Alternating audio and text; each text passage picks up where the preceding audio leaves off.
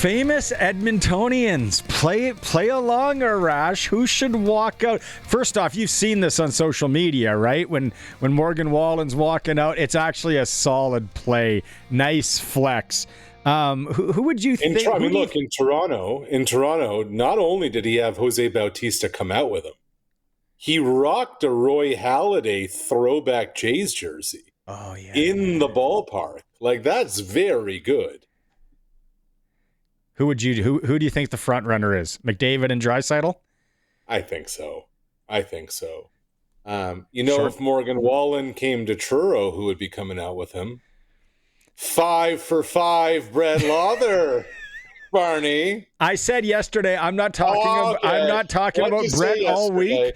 I'm not talking about Brett all week. I talked about it yesterday and I said I'm letting it be all that, but the floor is yours, my friend. I think you have some sort, you think there's an apology that should be coming. Well, I mean, the kid's been under fire with all the stuff going on in his personal life, and yeah, he had a couple of hiccups here and there. But here's the thing: when you're a veteran kicker, you're going to figure it out. And Brett Lauther has figured it out. This is not a first-year guy. He's not a rookie. He's not a second year, not a third year. He's a vet. These are the ups and downs that go through in a season. Like, do we really feel every offensive lineman grades 100? This was inevitable. And it's just one of those things. You're winning games. Let him figure it out. And he has. And to do it the way he did on the road, I'm standing by what I told you last week, Barney. There's your most outstanding Canadian in the 2025 Grey Cup. Okay, so it's the old song and dance that the season really begins at Labor Day or after Labor Day. Okay, so Winnipeg, Sasky, Riders got 2 in the win column on Winnipeg. What do we learn here the last 2 weeks about these teams? The Bombers are in trouble. The Bombers are in big trouble. And if it wasn't for BC just vomiting all over themselves, it would be a lot worse than it looks right now. Look, Winnipeg's gotten really lucky, and the fact that they're 500 right now is a miracle. But you think back before Labor Day, they beat Ottawa, and then they beat a Montreal team that's a mess and without a starting quarterback. I don't know what Zach's situation is. I listened to Mike O'Shea's entire media scrum today that went 6 minutes. Zach was around. I don't get the sense that he's going to be starting this week, but I don't know. I look at it, and if I'm picking anybody in the West, Winnipeg's probably at the bottom of the list. What do you think about the hit? I think the hit was not dirty, but by letter of the law, it's a foul. Mm-hmm. And, I don't look, the only one person knows if there's malicious intent. There is nothing of this hit suggests that, and Zach's holding on to the football. There was nothing late. He did not leave his feet. This was, it's a violent game. Now, do I believe there should have been a flag on the play? Yeah, because that's the way the game is officiated today. That is the rule. But that didn't have the ingredients of somebody coming out and wanting to KO a quarterback. Echoing my stance on it for the last 48 hours. It's not bad. I'm not trying to be a bad guy here. Just where the game is in 2025, that's a flag all day long. Yeah. And if it's on Harris, we want the flag. We hope Zach's okay. You hope Zach's okay. That is the main thing, especially after he comes on the show. What a dude. Awesome. You hope he's okay. You hope he's okay because he's a human being, B, a father and a husband and a young, vibrant, otherwise healthy guy who's got the rest of his life ahead of him. And Mike O'Shea came out today in his media availability and called Milt Stiegel's comments that Collaros shouldn't play anymore. And I'm putting these in air quotes, but this was his line. O'Shea called it cavalier. I actually think they were caring. They were caring statements that go far beyond football. And Milt's seen it. Milt's seen it firsthand. Milt's seen it with so many teammates, so many opponents over the years of what football can do to you down the road when no one's paying attention after the business, after the game chews you up and spits you out. Let's hope he's okay. He was at practice today, obviously in sweats, not participating. I'm sure there'll be an update tomorrow. Okay. I know since the start of the year, you were not, when that stock on Calgary Stampeders stock came up, you were saying, no way, Jose. I'm not buying it. Now, because of our friends in Edmonton, who'll be partying to Morgan Wallen this weekend with the win, the gap's now a little bit longer. That's what we need. We got a little bit of a cushion on the Stamps. I'm just trying to think of like the proper analogy for the Calgary Stampeders. They're kind of like Northern Telecom. Remember Nortel stock in like the mid 90s, just going through their BlackBerry?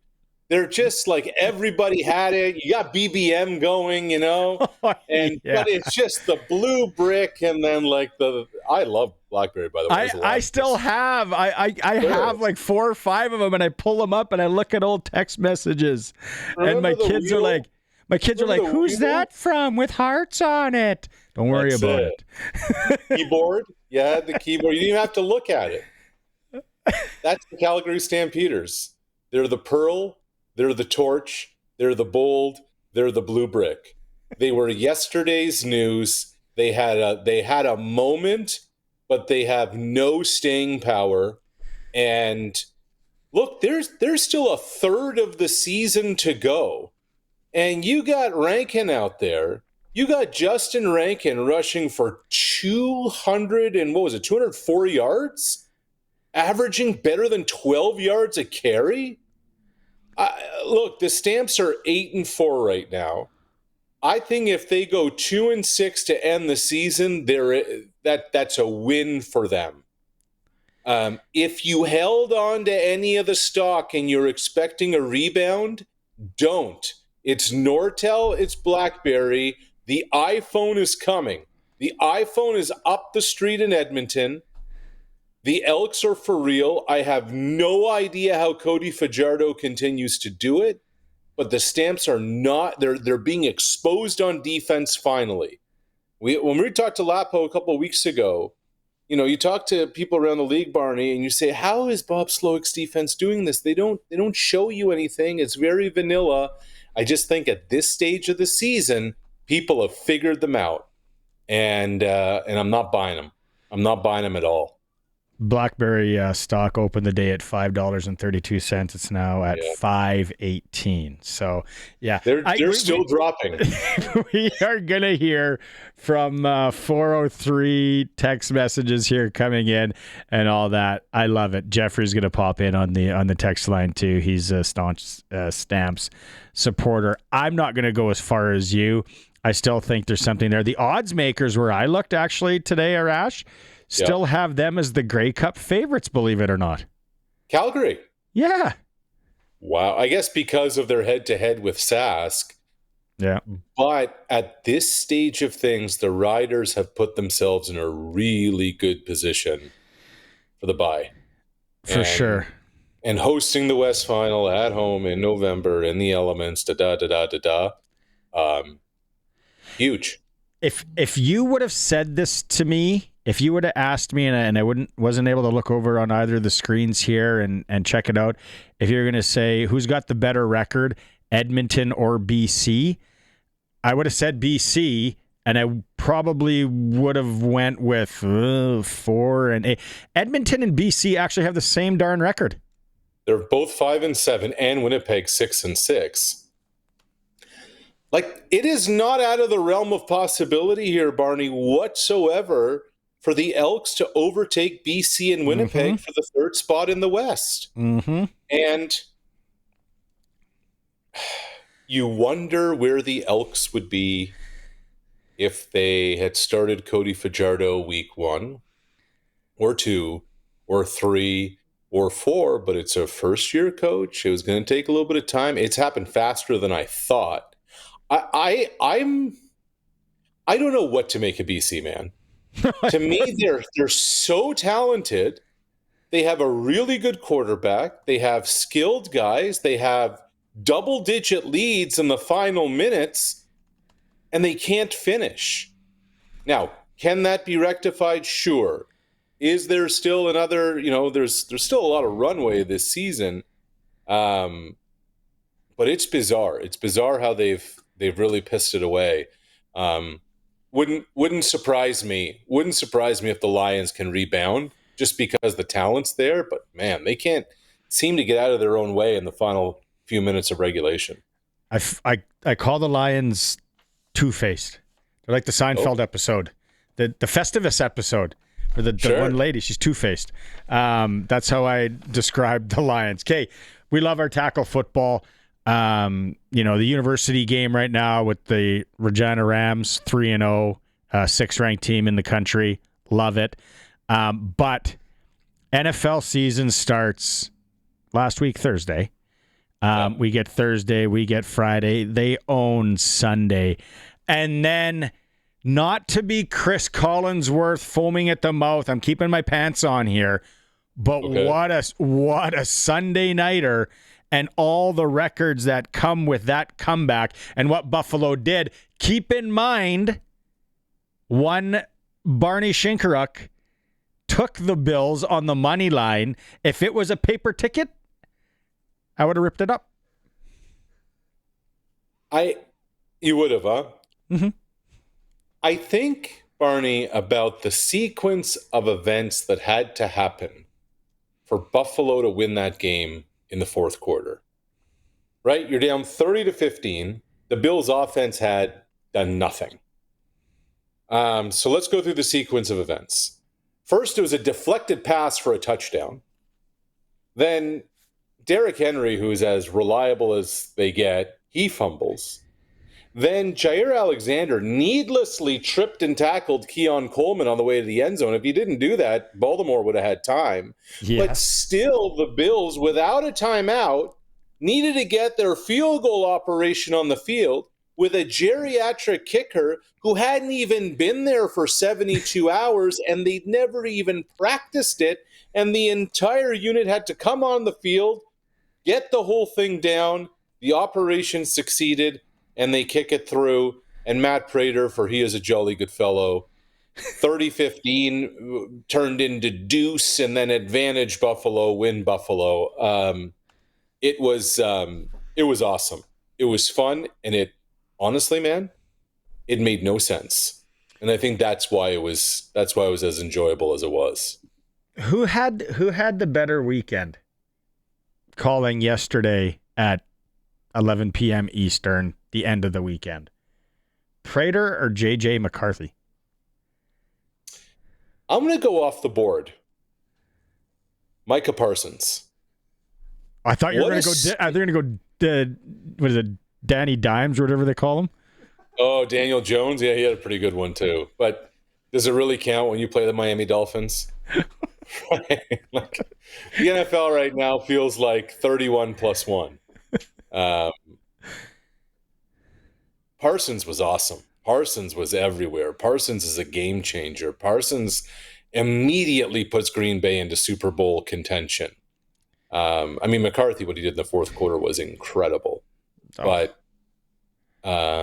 man, I don't know if you saw Dan Quinn. So Green Bay's playing Washington on Thursday night, short week.